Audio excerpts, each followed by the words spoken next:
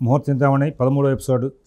ఇందులో కరణాల మీద ఒక మంచి విశ్లేషణ, అందులో భాగంగా భద్రకరణం.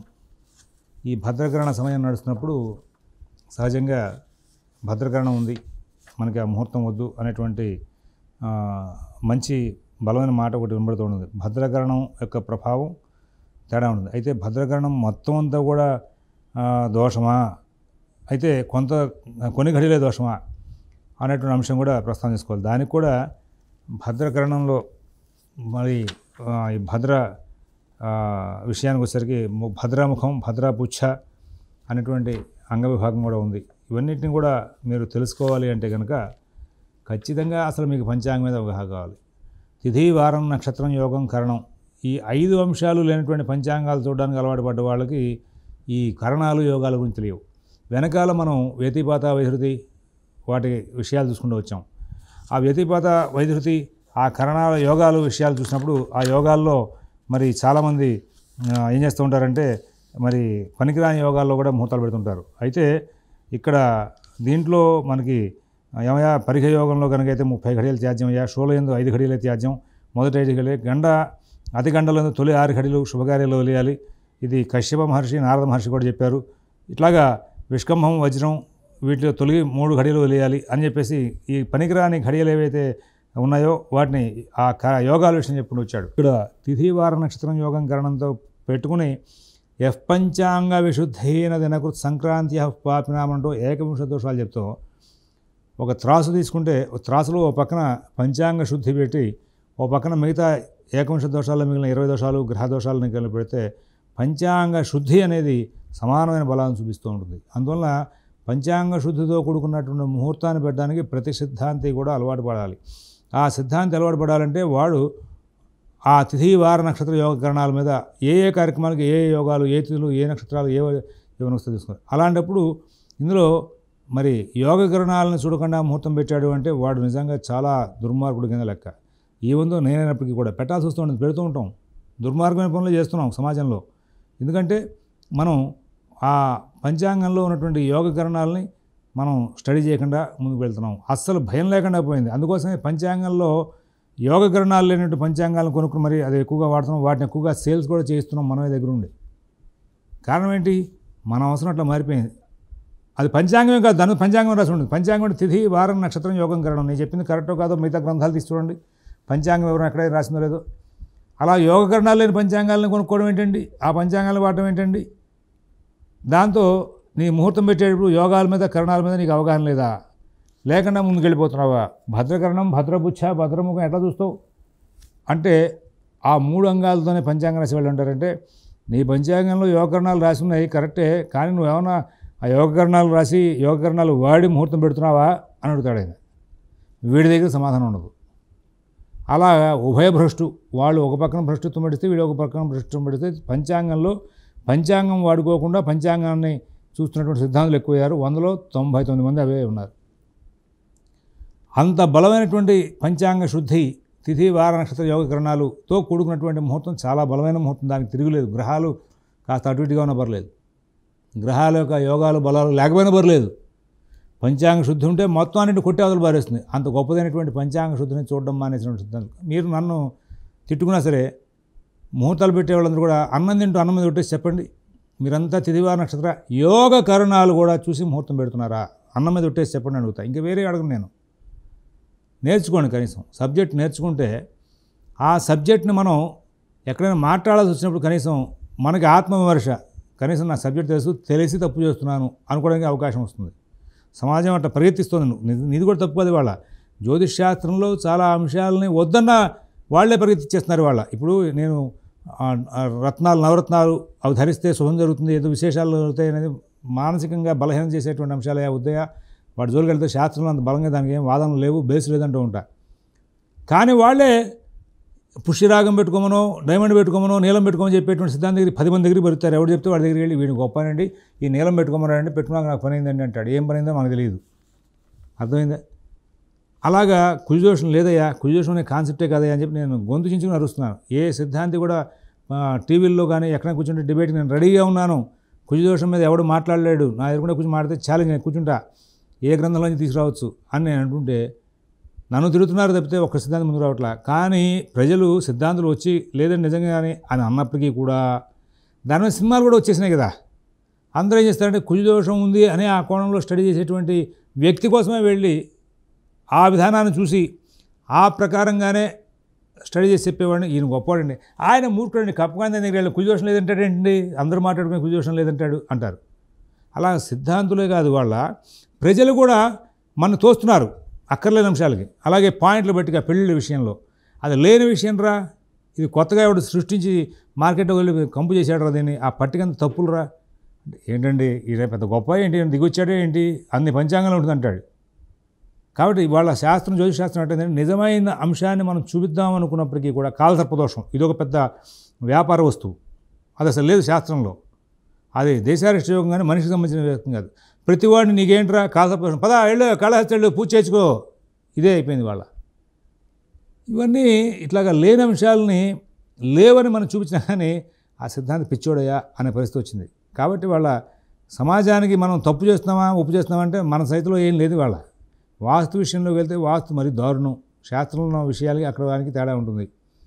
ప్రతివాడు మాట్లాడేస్తాడు దాంట్లో. ఇలాంటి అనేకమైనటువంటి శాస్త్రదూరమైన అంశాలు ప్రతివాడు మాట్లాడుకుంటూ మార్కెట్లో దాన్ని ప్రచారం తీసుకెళ్ళిన కారణంగా ఒరిజినల్ సిద్ధాంతం మనం బయట చెప్పడానికి లేదు. కానీ తెలుసుకోవాలిగా, రేపొద్దున నీ ఇంట్లో నువ్వు ముహూర్తం పెడుతున్నా కానీ తెలుసుకోవాలి కదా.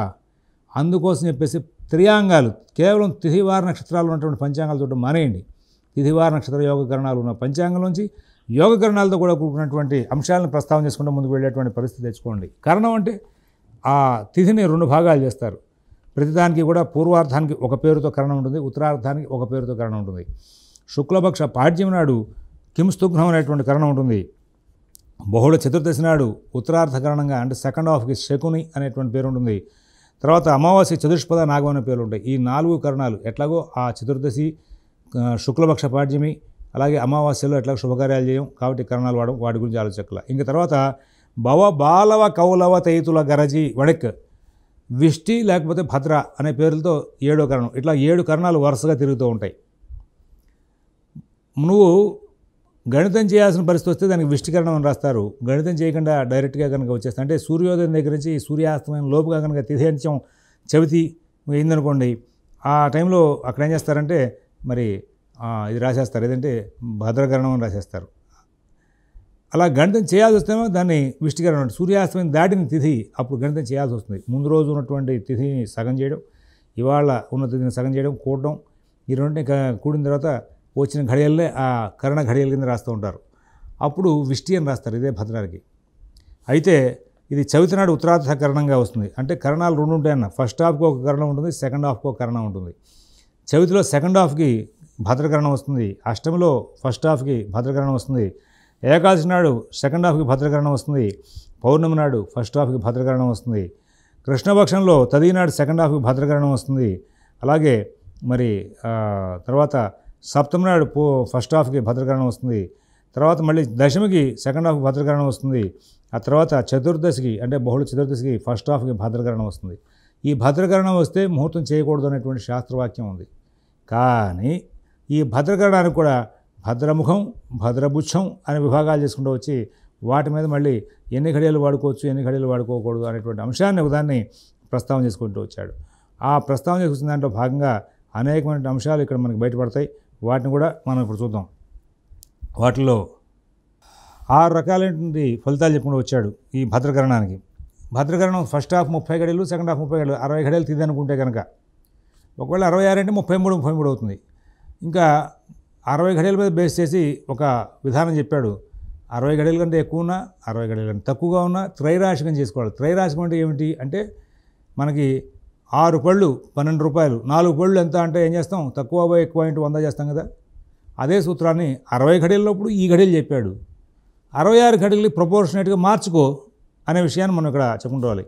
ఆ భద్రకరణాన్ని 30 భాగాలని అందులో 1వ భాగం ముఖం కింద మార్చి అది 5 ఘడియల కింద తీసుకున్నాడు ముఖం. దాంట్లో కార్యహాని అవుతుందయా. 2వ భాగం కంఠం, అది 1 ఘడియ మాత్రమే, దానికి మృత్యువు. 3వ భాగం 11 ఘడియలు తీసుకున్నాడు, అది నిస్తత్వం ఏర్పాటు చేస్తుంది. 4వ భాగాన్ని నాభి స్థానంగా చెప్పాడు. ఆ నాభి స్థానానికి 4 ఘడియలు ఇచ్చాడు. అందులో కనుక చేస్తే చ్యుతి ఏర్పడుతుందని చెప్పాడు. తర్వాత 5వ భాగాన్ని కటి, ఈ 5వ భాగం కటి 6 ఘడియలు తీసుకున్నాడు. దానికోసమని ఉన్మత్తత ఏర్పడుతుంది, అంటే ఉద్రేకం, కార్యక్రమం జరిగేటప్పుడు కొట్టుకు వస్తూ ఉంటారు. 6వ భాగాన్ని పుచ్చం ఉన్నాడు 3 ఘడియలు. ఆ పుచ్చంలో అంటే ఈ భద్ర యొక్క పుచ్చం చివరిలో కనుక ఆ 3 ఘడియల్లో కనుక నువ్వు శుభకార్యాలు తీసుకుంటే అది శుభాన్ని జయాన్ని ఇస్తుందని చెప్పేసి అట్లా దానికి వ్యవహారం చెప్పుకుని వచ్చాడు. అయితే ఇక్కడ దీంట్లో మరొక విశేషాలు చెప్పుకుంటూ వచ్చాడు. ఏంటంటే రాత్రి భద్రా యదా అహ్ని స్యాత్ దివా భద్రా యదా నిషి నతత్ర భద్ర దోష స్యాత్ సా భద్రా భద్రదాయిని అంటాడు. పగటి భాగంలో తిథి ఉత్తరార్థంలో విష్టి వస్తే ఆ భద్ర శుభప్రదమయ్యా, తిథి పూర్వార్థమందలి రాత్రి భాగమున భద్ర అయితే కనుక శుభకరం, రాత్రి రావాల్సిన భద్ర పగటి యందు, పగలు రావాల్సిన భద్ర రాత్రి యందు వస్తే కనుక శుభం కలుగుతుంది. మరి యథాకాలానికి కనుక భద్ర వస్తే కనుక విషతుల్యం. ఈ విషయాలను గమనించి ముహూర్తాన్ని నిర్ణయించాలి. మరి దాన్ని ఎట్లా పడితే అట్లా చేయడానికి లేదని చెప్పుకుంటూ వచ్చాడు. ఈ భద్ర అనే అంశానికి సంబంధించి నిషిద్ధకాలు చెప్తూ శుక్లే పూర్వార్థేష్టమి పంచదశ్యోర్భద్రైకాదశ్యాం చతుర్థ్యాం పరార్థే కృష్ణేంత్యార్థే స్యాత్ తృతీయ దశమ్యో పూర్వే భాగే సప్తమి శంభుదిధ్యో అనేటువంటి పదాలని ఏదైతే చెప్పాడో ఇక్కడ ఆ భద్ర సంబంధమైనటువంటి అంశాలన్నింటినీ కూడా మనకి ఈ ఇందాక మీకు చెప్పాను. ఏమని చవితి నాడు శుక్లపక్ష చవితి నాడు ఉత్తరార్థంలో, శుక్లపక్ష అష్టమి నాడు పూర్వార్థంలో, శుక్లపక్ష ఏకాదశి నాడు ఉత్తరార్థంలో, పూర్ణిమ నాడు పూర్వార్థంలో చెప్పాను సరే. ఈ శ్లోకం యొక్క అర్థం అంతా కూడా అదే. వీటికి మొత్తం మనకి ఎన్ని వచ్చినాయి? 8 చోట్ల వచ్చింది భద్ర, మొత్తం 2 పక్షాల్లోనూ కలిపి. వాటికి 8 రకాల పేర్లు పెట్టాడు. హంసీ, నంది, త్రిశిర, సుముఖి, కరాలిక, వైకృతి, రౌద్రముఖి, చతుర్ముఖి, ఇవన్నీ కూడా ఒకటే భద్రకరణాలు ఏవైనా సరే. వీటిల్లో మరి ఇందాక చెప్పినటువంటి ఆ ఘడిలు ముఖము, కంఠం, వక్షం, నాభి, కటి, పుచ్చం ఇట్లా విభాగాలు చేసి వాటిని వాడద్దు అని చెప్పేసి చెప్పుకుంటూ వచ్చాడు. చాలా బాగుంది.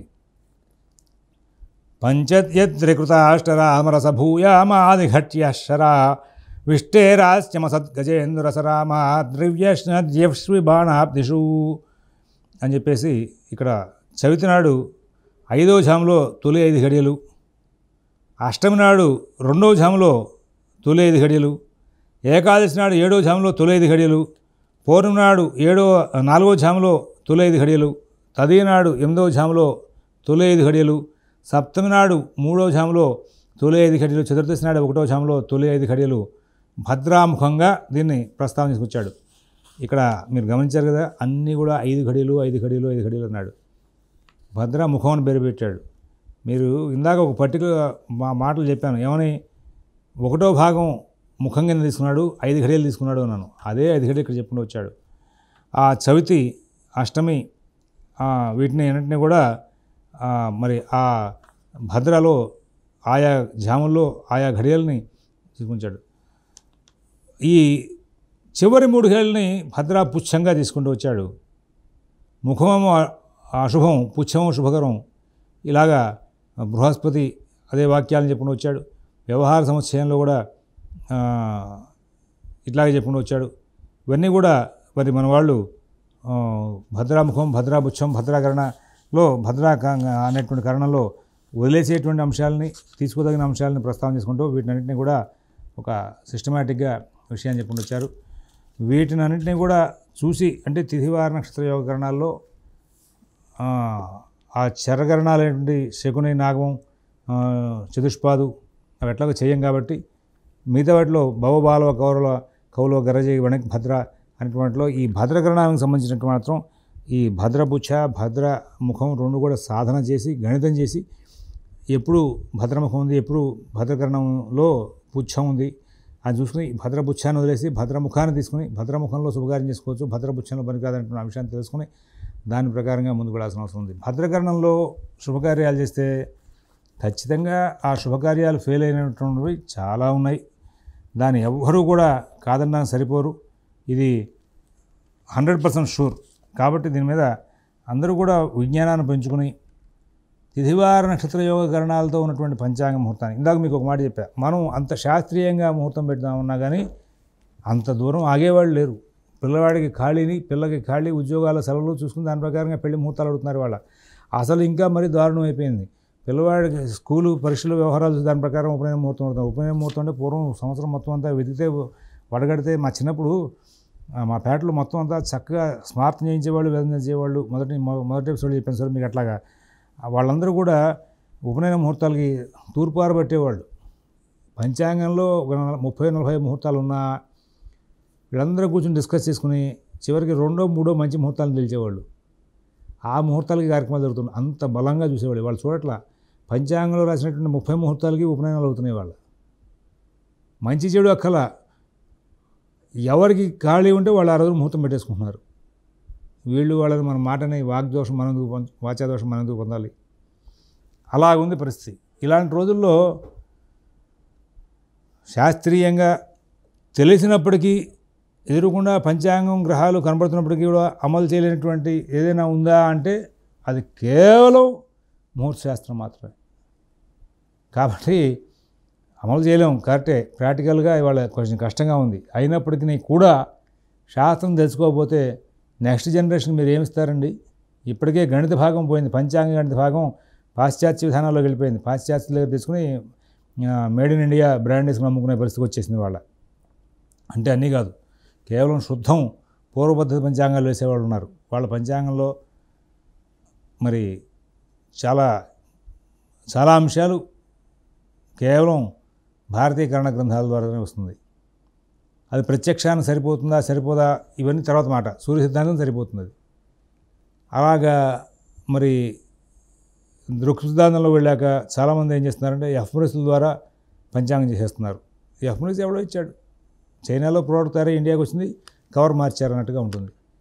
అది మేడ్ ఇన్ ఇండియా అయిపోతుంది. దాని మీద భారతీయ పంచాంగం వేస్తున్నారు.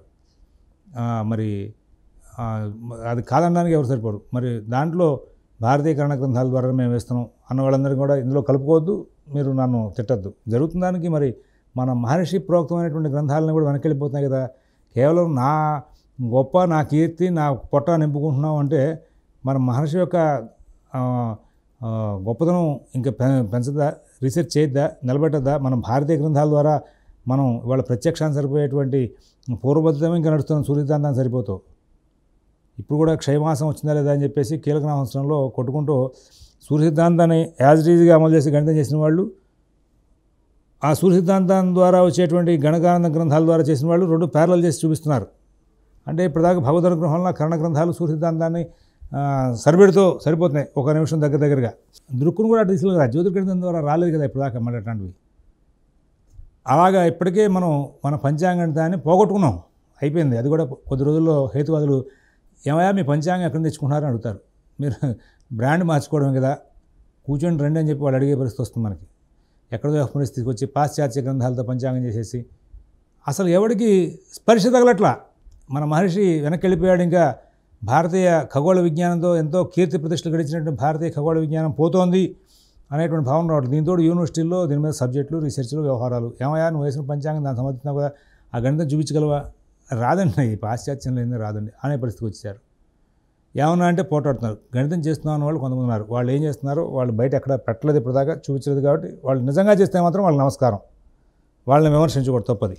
ఎందుకంటే నిజంగా భారతీయ గ్రంథాల ద్వారా నేను మన పంచాంగ గణితం అంతా కూడా చేస్తున్నాను. ఆ భారతీయ గ్రంథాల ద్వారా పంచాంగం చేస్తున్న దాంట్లో భాగంగా నాకు ఇక్కడ నేను వేసిన గ్రంథాలు కూడా అవే. కాబట్టి ఇవి బ్రాండ్ మేడ్ ఇన్ ఇండియా, నిజంగా పర్ఫెక్ట్గా తయారైన ఇండియా గ్రంథాలతోనే అన్న వాళ్ళందరికీ నమస్కారం. వాళ్ళు మాత్రం నేను విమర్శించట్లేదు, క్షమించాలి. మీరు తొందరపడి అపార్థం చేసుకుని నన్ను విమర్శించద్దు. ఎందుకంటే మరి ఇంకా జాయమానో వై బ్రాహ్మణ స్త్రీభిర్యో నవాజాయతే బ్రహ్మచర్యేణ ఋషిభ్య యజ్ఞేన దేవేభ్య ప్రజయా పితృభ్య అనేటువంటి ఈ వేదవాక్యాన్ని చెప్తూ మహర్షులు చెప్పినట్టు ఆ వాక్యానికి చాలామంది చాలా రకాల విశ్లేషణ చేస్తూ మహర్షులు కాపాడుకుంటూ వచ్చినటువంటి ఆ వేదశాస్త్ర వాంగ్మయం ఏదైతే ఉందో వేదవాంగ్మయం, దాన్ని నెక్స్ట్ జనరేషన్కి జాగ్రత్తగా అప్పచెప్తే అది చాలా గొప్పది. దానికోసం చెప్పి బ్రహ్మచర్యంలోనే విద్యాభ్యాసం చేయాలంటారు. జాయమానో వై బ్రాహ్మణ స్త్రీభిర్యో నవాజాయతే. ఇంకా కొద్ది రోజులు పోయాక యాప్లు, కంప్యూటర్లు, పంచాంగాలు అందులో అందుతున్నప్పుడు ఖచ్చితంగా అడుగుతారు, నువ్వు చేసింది ఏముంది ఆ పేడ, ఇక్కడ ఆల్రెడీ కనబడుతుందిగా. నేను ఈ పాశ్చాత్యం అనే మాట మాట్లాడే కాబట్టి మొత్తం అందరూ వినండి. నాకు కూడా పంచాంగ గణితాలు మొదలెట్టిన తర్వాత దాంట్లో విభాగాలు తెలియక ఎఫ్ఎంఎస్లో ఉన్న దాన్ని గణితం చేయడం, ఎఫ్ఎంఎస్లో ఉంది నేను గణితం చేసేదే ఉంది, వాడు ఆల్రెడీ స్పష్టాలు చేసి పడేశాడు, దాన్ని తీసుకొచ్చి ఇక్కడ నేను పెడుతున్నాను ఏముంది అనేటువంటి అనుమానం ఉండేది. నేను గత ఎపిసోడ్లో మీకు చెప్పా, మాత శివరామ శర్మ అని చెప్పి యూఎస్లో ఎంఎస్ చేశాడు. అతను చాలా మేధావి, ఇందులో సిద్ధాంత భాగం మీద రీసెర్చ్ చేస్తున్నాడు. ఆస్ట్రానామికల్ అల్గారిథమ్స్ అనే పుస్తకానికి అతను సరళమైనటువంటి వ్యాఖ్యానంతో అందరికీ అర్థం వాళ్ళ నోట్స్ రాస్తూ, నారాయణ పురోహిత్ గారి పుస్తకానికి దానికి రెండింటికి కూడా కామన్గా వెళ్తున్నటువంటి ప్రయాణ విభాగం అంతా కూడా చెప్తూ అతను రాస్తున్నప్పుడు నన్ను కూర్చోబెట్టుకుని దాని విధానాలను చెప్పాడు. ఏం జరిగింది అంటే అతను అది చెప్పడం ఏంటి అందులో ఉందని చెప్పుకుంటూ వచ్చాడు. ఇంకా యాక్చువల్లీ నాసా వాళ్ళు ఇట్లాంటి వాళ్ళందరూ కూడా అంతరిక్షంలో శోధన కోసం చెప్పేసి 0.0001 కూడా తేడా రాకుండా వాళ్ళు గ్రహాలు తీసుకుంటారు. కారణం అంటే వాళ్ళు ఇక్కడ నుంచి ఆ రాకెట్లు పంపించి కక్షల్లో కూర్చోబెట్టాలంటే ఆ 0.0 తర్వాత 100 జీరోలు పెట్టి ఆ పక్కన 1 డిఫరెన్స్ వచ్చినా కానీ ఆ శాటిలైట్ వెళ్ళి కక్షలో కూర్చోదు. కాబట్టి అంత యాక్యురసీ వాళ్ళు తీసుకుంటూ ఉంటారు. పంచాంగానికి అంత అవసరం లేదు అనేటువంటి విధానంతో స్విస్ ఎఫ్ఎంఎస్ వాళ్ళు కొంత అటు ఇటుగా వాళ్ళు ఎఫ్ఎంఎస్లు ప్రిపేర్ చేసి ఇస్తూ ఉంటారు. అయితే ఇక్కడి నుంచి భవిష్యత్ పంచాంగాలు కూడా మనం వేసేస్తున్నాం. కానీ గ్రహచారం పైన నడుస్తున్న దాంట్లో అప్పటికప్పుడు చేంజెస్ నాసా వాళ్ళు మళ్ళీ క్యాలిక్యులేటర్స్ పంపిస్తూ ఉంటారు. నీ దగ్గర చేతిలో ఉన్నటువంటి ఆ ఎఫ్ఎంఎస్లో కంప్యూటర్ ప్యాకేజీల్లోనూ ఆ చేంజెస్ మారవు. కారణం అంటే ఆల్రెడీ వన్స్ పబ్లిష్ అయ్యి వచ్చిన పుస్తకం కదా, అందులో మార్పు రావు. కానీ ఎవ్రీ 1 ఇయర్కో 2 ఇయర్కో ఆ సంవత్సరం వచ్చినటువంటి వాటిలో చేంజెస్ ఉంటూ ఉంటాయి. ఆ చేంజెస్ని భారతీయ మహర్షి ఎప్పటికప్పుడు కనుక్కోవడం కోసమే దృక్కు వేధ చేయడానికి యంత్రాలు కనుక్కున్నాడు. మనకు కూడా ఈ పంచాంగాల్లో గణితానికి సంబంధించి యంత్రాలు ఉన్నాయి. అవన్నీ కూడా చిన్న చిన్నవే, ఒక పుల్ల ముక్కుతో ఫస్ట్ స్టార్ట్ అయిన యంత్రం అది. అక్కడి నుంచి స్టార్ట్ చేసి చాలా యంత్రాలు ఉన్నాయి అందులో కూడా. వాటి ద్వారా మన వాళ్ళు కొనుక్కుంటూ ఉండేవాళ్ళు. వచ్చి ఎప్పటికప్పుడు గ్రహాలు మూమెంట్లో ప్రతి సంవత్సరం వస్తున్న మూమెంట్లో ఉన్న చేంజెస్ తీసుకుని దాని ప్రకారం గణితం మార్పు ఎప్పటికప్పుడు చేసుకుంటూ వచ్చి అనేక కరణ గ్రంథాలను మార్పు చేసుకుంటూ వచ్చి ఎప్పటికప్పుడు కనబడేటువంటి గ్రహాల ద్వారా ఆ సంస్కారాలు మార్పు చేసి ఏ సంస్కారం ఇస్తే అక్కడ వచ్చినటువంటి గ్రహం మనకి సరిపోతుంది అని సరిపెట్టడం కోసం చెప్పేసి సంస్కారాలు మార్చుకుంటూ వచ్చారు. దానికి అనేక యంత్రాలు కూడా పెట్టారు. ఇప్పుడు ఈ మధ్యకాలంలో మనకి యూట్యూబ్లో కూడా పలభా యంత్రం అని అవన్నీ ఇవన్నీ మొత్తానికి కొంతమంది యూట్యూబ్లో చూపిస్తున్నారు. కొంత సిద్ధాంత భాగం మీద రీసెర్చ్ చేస్తున్న వాళ్ళు, అంటే మన వాళ్ళు కూడా రీసెర్చ్ చేస్తున్న వాళ్ళు మహాపండితులు. అందరినీ మనం ఒక తాటి మీద కట్టి మాట్లాడకూడదు ఎప్పుడు కూడా. మన సిద్ధాంత భాగాన్ని ఇంకా ప్రాచీన విధానంలో ఉన్నటువంటి యంత్రాలతో చేస్తున్న వాళ్ళు ఇంకా ఉన్నారు. వాళ్ళు సాధన చేస్తున్నారు ఇప్పటికీ. అయితే వాళ్ళు ఇవాళ ఆకాశంలో సంచారం చేస్తూ నాసా వాడు ఇచ్చేటువంటి గ్రహాలు వాటికి సంబంధంగా ఏవైతే ఉన్నాయో వాటి తగ్గట్టుగా ఆన్సర్ చేయగలుగుతున్నారా అంటే మనకి అందరికీ పరిచయం లేదు కాబట్టి వాటి గురించి మనం వ్యాఖ్యానం చేయకూడదు, వాళ్ళని విమర్శించకూడదు కూడా. చేయకుండా కేవలం ఎఫ్ఎంఎస్లు తీసుకుని పంచాంగం చేసే వాళ్ళందరినీ కూడా వీళ్ళతో మనకి భవిష్యత్తుకు ఉపయోగం లేదనే విషయం ఖచ్చితం. అది వాళ్ళు కాదన్నా, వాళ్ళందరూ పోట్లాడినా, మహాయిత శాపనార్థాలు పెట్టినా అవన్నీ వాళ్ళకి తగులుతాయి. కాబట్టి మనం వ్యవస్థను పాడు చేస్తున్నాం అనే భావన వాళ్ళకు ఉండాలి. భారతీయ సనాతన ధర్మంలో ఇవాళ కేవలం మనవాళ్లే మనమే దాడి చేసే పరిస్థితి. పూర్వం ఎదుర్కొన్న మొగలాయిలు ఉన్నారు కాబట్టి అని ఒక ప్రత్యర్థి ఎదుర్కొన్న కనబడ్డాడు, దాడి చేయడానికి అవకాశం ఉంది. మనం కూడా ప్రతిదాడి చేయడానికి ఒక బ్రిటిషర్స్ ఎదుర్కొన్నా ఉన్నారు, మనం ప్రతిదాడి చేయడానికి అవకాశం ఉంది. ఇవాళ మనవాళ్లే ఉన్నారుగా, ఇంకా దాడి అంటే ఎక్కడ చేస్తాం మనం రక్షణ ఎక్కడ చేసుకుంటాం? లోపలే పెరిగిపోయింది వైరస్. అందులో భాగంలో ఈ పంచాంగం ఒకటి. అసలు సనాతన ధర్మానికి మూలమైన పంచాంగం పాడైపోతుంది, వ్యవస్థ పాడవుతుంది, ఒక్కడికి లేదు. ఎవడైనా పంచాంగంలో ఎఫ్ఎంఎస్ ఇవ్వడం మానేస్తే వీళ్ళందరూ మళ్ళీ గిలగలాడిపోతారు.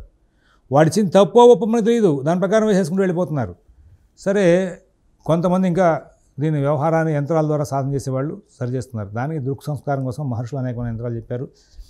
ఈ మధ్యకాలంలో లక్కావచుల సుబ్రహ్మణ్య సిద్ధాంతి గారిని ఒక ఆయన కొన్ని ఇంకా విశేషణ యంత్రాలు వాటిని పరిశోధనకి అని చెప్పేసి చాలా మటుకు వాటి మీద కూడా సబ్జెక్ట్ ఉండొచ్చు. అట్లాంటి వాళ్ళని బట్టి అసలు ఆ యంత్రాలు ఉన్నాయి ఏమున్నాయని చెప్పేసి దాని గురించి శోధన చేసిన వాళ్ళలో ఈ మార్చి శివరామ శర్మ కూడా ఒకడు.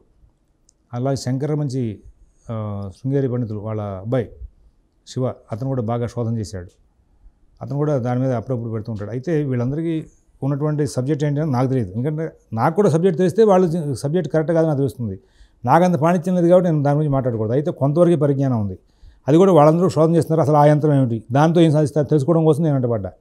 అంటే నా ఎదురకుండా పుట్టి పెరిగిన పిల్లలు పెద్దవాళ్ళు సబ్జెక్ట్ అవుతున్నప్పుడు వాళ్ళ దగ్గర నేను ఎక్కడ నాకు అలరైపోతాను అని చెప్పేసి ఈ స్పర్ధ మీద నేను కూడా సబ్జెక్ట్లో వెళ్ళి కొంత ఈ యంత్రం అంటే ఏమిటి, యంత్రంలో ఏం చేస్తారు, ఏం సాధిస్తారని వాటి మీద చూసుకొస్తే చాలా చక్కటి పరిశోధన మన భారతీయ ఖగోళ విజ్ఞానం వాళ్ళు చేశారు. మరి అలాంటివన్నీ కూడా ఇవాళ వెనక్కి వెళ్ళిపోతున్నాయి. వాటి రక్షణ పోయింది. ఎందుకంటే అవి చేయాలని చాలా లెందీ ప్రాసెస్. ఆ లెంతీ ప్రాసెస్ని పట్టుకుంటే మనకు పనవట్ల ఇవాళ వ్యాపార ధోరణులతో అందరూ వదిలేశారు దాన్ని. కాబట్టి ఇక్కడ ఏమైంది, జ్యోతిర్గణితం ద్వారా దాకా మన పుస్తకాలు ఎప్పటికప్పుడు ఆకాశంలో జరుగుతున్నటువంటి మార్పులతో దృక్ సంస్కారానికి పుస్తకాలు మార్చుకుంటూ వచ్చిన వాళ్ళు ఆ జ్యోతిర్గణితం తర్వాత ఇంకేం వాళ్ళు చేసిన వాళ్ళు. పైగా దీంతో మా పంచాంగం నాసా వాళ్ళతో సరిపోతుంది. నాసా వాడు ఇచ్చేదేమో సాయన గ్రహాలు, నాసా వాడు ఇచ్చేది సాయం గ్రహాలు, మన వాళ్ళు ఇచ్చేది నిర్ణయ గ్రహాలు. వాడికి ఏమన్నా బ్రాహ్మణార్థాలు చేయాల్సిన అవసరం ఉందా, లేకపోతే తజ్ఞాలు పెట్టాల్సిన అవసరం ఉందా నాసా వాడికి నిర్ణయం పంచాంగం ఎందుకు ఇస్తాడండి? మా పంచాంగం నాసాతో సరిపోతుందంటే వాడి నుంచి వెర్రి వాళ్ళందరూ పెరుగుతూ ఉంటారు. సరే కాదంటే మనం ఆగరు వాళ్ళు, కాదన్న మాట ఒకటి మనమే పెడుతుంది. కానీ అసలు ఆయన విచిత్రమైన స్టేట్మెంట్ ఇచ్చేవాళ్ళు ఎక్కువైపోయారు పంచాంగాల్లో కూడా. ఫారెన్ పంచాంగాలు, ఫారెన్ థియరీ ప్రకారం పంచాంగం చేస్తే మేడ్ ఇన్ ఇండియా, భారతీయ సిద్ధాంతం ప్రకారం చేసిన పంచాంగం బోర్డు వేసుకోవడం. ఇది ఆయన గోగినేని బాబు గారి మధ్యకాలంలో టీవీలో కూడా మాట్లాడాడుగా, ఎవరిచ్చారండి మీకు హక్కు భారతీయ పంచాంగం అని చెప్పేసి, ఎందుకు ఇచ్చిందండి భారత ప్రభుత్వం మిమ్మల్ని ఎందుకు ఆమోదించిందండి అని. ఇంకా రేపొద్దున హేతువాదులు అడుగుతారు, దండయ్య కూర్చుండే అంటారు, సమాధానం చెప్పడానికి కావాలి అప్పుడు. అందువల్ల ఆ సందర్భాల్లో వీళ్ళందరూ కూడా మరి కొంచెం ఇబ్బంది పడే అవకాశం వస్తుంది. దీంతో ఇబ్బంది పడుతూ వాళ్ళ కాలం వెళ్ళిపోతుంది, ఎవరికి వాళ్ళు సర్దేసుకుంటారు, వాళ్ళ పంచాంగాలు అమ్మేసుకుంటారు, కానీ సమాధానం చెప్పడానికి మాత్రం వెళ్ళరు. ఇలాగ పంచాంగ విధానం వెనక్కి వెళ్ళిపోయింది. అందులో భాగంగా మరి మనం చేయాల్సిన కృషి, ఎంతో కృషి ఉంటే ఈ మార్చి శివరామ శర్మ గారి దగ్గర కూర్చున్నాక ఆయన వివరాలు చెప్పుకుంటూ వచ్చాడు. ఇంక యాక్యురసీ కోసం చెప్పి చేసినటువంటి దాన్ని కొంచెం మధ్య మార్గంగా స్విస్ రెఫరెన్స్ వాడిస్తే దాన్ని బేస్ చేసుకుని మన వాళ్ళు సాఫ్ట్వేర్లు ప్రిపేర్ చేసుకుంటూ వచ్చారు. కానీ 50 ఏళ్ళ తర్వాత ఉన్న పంచాంగానికి సంబంధించిన గ్రహచారం ఆయన ఇచ్చాడు. ఇవాళ నడుస్తున్న థియరీ ప్రకారంగా 50 ఏళ్ళ ప్రకారంగా గ్రహాలు ఎట్లా నడుస్తాయని చెప్పడానికి అవకాశం అప్పుడే ఎట్లా వస్తుంది నీకు? ఎప్పటికప్పుడు మార్పులు వస్తున్నాయి. ఆ మార్పులని వాళ్ళు ఎప్పటికప్పుడు పబ్లిష్ చేస్తున్నారు కదా. ఎప్పటికప్పుడు వచ్చే మార్పులనే మన వాళ్ళు యంత్రాలతో వేధ చేశారు కదా. నువ్వు యంత్రాలతో వేధ చేయట్లేదు. నాసావాడు ప్రతి సంవత్సరం ఇచ్చే మార్పుల ప్రకారంగా నువ్వు పంచాంగం అప్పుడే పబ్లిష్ చేయకూడదు. 2-3 ఏళ్ళ వరకు వెళ్ళే ఉంటే అందం, కానీ 50 ఏళ్ళ వరకు వెళ్ళిపోవడం ఏమిటి? ఇలాంటి ఎన్నో విధానాలని, వచ్చే మార్పుల్ని అసలు పట్టించుకోకుండా వెళ్ళిపోతూ వాడి అనుయాయులు కూడా అటువైపు దోవలో తప్పుదోవతో తీసుకెళ్ళిపోతూ మొత్తం అంతా కూడా రేపటి రోజున ఖచ్చితంగా ఈ పంచాంగ సిద్ధాంత విషయాలని హేతువాదులు బాగా అలర చేసే స్థాయికి మన వాళ్ళు తీసుకెళ్ళిపోయారు వాళ్ళ రోజున. మరి ఈ నేపథ్యంలో ఏమన్నా అడిగితే కోపాలు, ప్రతివాడు అడిగినందుకు శాపనార్థాలు పెట్టడం, ఇష్టం వచ్చిన మాటలు, నిష్ఠూర్యం మాటలు మాట్లాడడం, గ్రూపుల్లో కొంచెం పిచ్చి మాటలు మాట్లాడడం తప్పితే వద్దు. వ్యవస్థగా ఏమిటి, మనం పని అయిపోయింది, మనం చక్కగా సంపాదించేసుకుంటున్నాం, దాని మీద కీర్తి ప్రతిష్టలు సంపాదించాం, కంకణాలు శాలువాలు వేసేసుకుంటున్నాం, సోమవారం దగ్గరికి వెళ్తున్నాం, వాళ్ళు కూడా ఏవో ప్రశంసాపత్రాలు ఇస్తున్నారు, తెచ్చేసుకున్నాం, పబ్లిష్ చేసుకుంటున్నాం, లేకపోతే బోర్డులు కట్టి ఇంటికి వచ్చిన వాళ్ళని చూపించేసుకుని సోమవారం దగ్గరికి వెళ్ళారండి, సోమవారం కూడా నాకు ఆశీర్వచనం చేశారని చూపించేసుకుంటున్నాం. కానీ నువ్వు చేసింది ఏంటి? ఇప్పటిదాకా మహర్షులు కాపాడుకుని చెప్పు, నువ్వు వ్యవస్థను పాడు చేసినట్టే కదా. భారతీయ సనాతన ధర్మం వాళ్ళ ఖగోళ విన్యాసాన్ని దేదీప్యమానంగా చూపించుకొస్తే దాన్ని రీసెర్చ్ చేయడానికి అసలు ఒక అడుగు కూడా ముందుకు వేయకుండా, ఎవడో ఇచ్చినటువంటి అఫ్రిస్తున్న పంచాంగం వేసుకుంటూ, నువ్వు భారతీయ గ్రంథాల ద్వారా కూడా వేయకుండా కంప్యూటర్ ప్యాకేజీల్లోంచి తీసో లేకపోతే అఫ్రిస్తుల్లో తీసివేసిన పంచాంగాన్ని పట్టుకుని అలా వేస్తూ ఇలాగ పంచాంగాలను భ్రష్టు పట్టించారు. ఇంకా త్రియాంగాల్లోకి వచ్చారు. నక్షత్రం, తిథి, వారం 3 ఉంటాయి. అది తప్పు. ఇప్పటికైనా మీ యువత ఈ ముహూర్త శాస్త్రంతో పాటు పంచాంగణిత విధానాలు కూడా శాస్త్రీయంగా నేర్చుకోండి. నేర్పేవాళ్ళు ఇప్పటికీ ఉన్నారు. మరి తంగిరాల మల్లికార్జున గారు అని చెప్పేసి రాజమండ్రిలో ఉంటాడు. ఆయన వాళ్ళ విధానాన్ని నేర్పుతున్నాడు. సాయన గ్రహాలు చక్కగా వస్తాయి దాంట్లో. వాళ్ళ విధానాన్ని నేర్చుకోవడం మూలంగా అసలు భారతీయ గణితం మీద మనకు అవగాహన వస్తుంది. వాళ్ళ విధానాన్ని నేను ఎంకరేజ్ చేస్తాను. మా తాతగారు వెళ్ళి ఛాయార్క కర్ణార్క సిద్ధాంతం శ్రీపాద వారి పద్ధతి, మా గురువుగారు శ్రీపాద వారు ఆయన ఆ పద్ధతి నేర్చుకోవాలంటే నేను ఎందుకు నేర్చుకుంటున్నాడు ఆయన అని చెప్పి చాలా అనుకున్నాడు. మధుర బాల సంస్కరణ గారి దగ్గరికి వెళ్ళిన తర్వాత ఆయన దగ్గర ఆ గణితం నేర్చుకున్నాక దాంట్లో రహస్యం అర్థమైంది. భారతీయ గ్రంథాలతో మరి అంటే చాలా గ్రంథాలు ఉండొచ్చు, కానీ నేను నేర్చుకున్న వాటిల్లో గణకానందం, గ్రహ సాధన కోష్టకాలు ఈ రెండు కూడా సూర్య సిద్ధాంతంలో చెప్పినటువంటి విధానాలకు దగ్గరగా ఆ విధానాలు చూపిస్తూ ఆ కరణ గ్రంథాలు మౌళ్ళు చేయబడ్డాయి. ఆ కరణ గ్రంథాలు ప్రతివాడు కూడా ముహూర్త శాస్త్రమే కాకుండా ఆ గ్రంథాలతో గణితం కూడా నేర్చుకోవాలి. నేర్చుకున్నప్పుడు నీకు సిద్ధాంత భాగం మొత్తం రాదు, కానీ అంటే అవగాహన వస్తుంది. సిద్ధాంతంలో వెళ్ళడానికి, సిద్ధాంతంలో జరుగుతున్న మార్పులు చేర్పులు అనే వాటికి, వాటి యొక్క వివరాలకి అసలు బేస్ ప్రాథమిక పరిజ్ఞానమే వస్తుంది. అది ప్రాక్టికల్గా వస్తుంది, కానీ థియరిటికల్గా చదివిన వాటితో రాదు. ఇందులో ప్రాక్టికల్గా వెళ్తాం గణకానందంలోనూ, అలాగే మన దీంట్లో కూడా అయితే గ్రహలాఘవం గ్రంథంలోనూ వెళ్తాం. అట్లాగే మరి తర్వాత కళ్యాణ గ్రంథంలోనూ వెళ్తాం, అన్నింటిలోనూ అట్లా వెళ్తాం. కానీ ఈ రెండు చాలా సరళంగా నేను చూసిన వాటిల్లో అంటే నేను కళ్యాణ గణితం, గ్రహలాగం గణితాల మీద కూడా కొంత అధ్యయనం చేసి ఉన్నాను. కానీ నాకు గణకాండం మీదే పూర్తి స్థాయి పట్టుంది. ఆ దాంట్లో చూశాను, దాంట్లో దాన్ని పరిశ్రమ చేసి సాధించాను. కాబట్టి అట్లాగా ఆ గ్రంథాలు రావులపాలెంలో సత్యసుబ్రహ్మణ్యం శర్మ గారు కొంతమందికి పాఠం చెప్పాడు. హైదరాబాద్లో బీవీఎస్ గారు పాఠం చెప్తున్నాడు. ఆయన చాలా గ్రంథాల మీద శోధన చేసినవాడు. అదృష్టం ఏంటంటే మరి వాళ్ళ స్మార్థం చదువుకుని సిద్ధాంతం చదువుకున్న వాళ్ళే ఆంధ్రదేశంలో ఎక్కువ మంది ఉన్నారు. తెలంగాణలో వాళ్ళే ఉన్నారు ఎక్కువ మంది. ఈ లక్కావతి సుబ్రహ్మణ్య సిద్ధాంతి గారు వీళ్ళందరూ కూడా ఉన్నారు. వీళ్ళలో పాఠం చెప్తున్న వాళ్ళలో బీవీఎస్ గారు బాహాటం పబ్లిక్ అందరికీ తెలిసిపోయాడు పాఠం చెప్తున్నాడని. మధుర బాలకృష్ణ శర్మ గారు వాళ్ళ సిద్ధాంతాన్ని పాఠం చెప్తూ చెప్పాడు. ఇప్పుడు ఆయన ఎవరంటే తంగిరాల మల్లికార్జున శర్మ గారు రాజమండ్రి, ఆయన పాఠం చెప్తున్నాడు. దేవరబొట్ల సత్యసుబ్రహ్మణ్యం శర్మ గారు రావులపాలెం చాలామంది పాఠం చెప్పాడు. ఆయన ఇలాగ పాఠం చెప్పినటువంటి వాళ్ళు కొంతమంది ఉన్నారు. అంటే నెక్స్ట్ జనరేషన్కి ప్రాచీన విధానాన్ని ఇంకా కాపాడి ఇస్తున్నటువంటి వాళ్ళు. థియరీ తెలుసుకోవడం వేరు, ప్రాక్టికల్గా సరిపోతుందో ఇంప్లిమెంట్ చేసి చూడడం వేరు. నెక్స్ట్ ఈ సిద్ధాంతాన్ని కాపాడి నెక్స్ట్ జనరేషన్ అందజేయడం వేరు. ఆ నెక్స్ట్ ఈ సిద్ధాంతాన్ని కాపాడి నెక్స్ట్ జనరేషన్కి ఇస్తున్న వాళ్ళే గొప్పవాళ్ళు. వాళ్ళందరికీ ఒకసారి నమస్కారం చేస్తూ, ఒకసారి ఈ సిద్ధాంత భాగాన్ని మాత్రం అందరూ కూడా అధ్యయనం చేయడం దాకా వెళ్ళండి అని చెప్పేసి ఆశిస్తూ, స్వస్తి.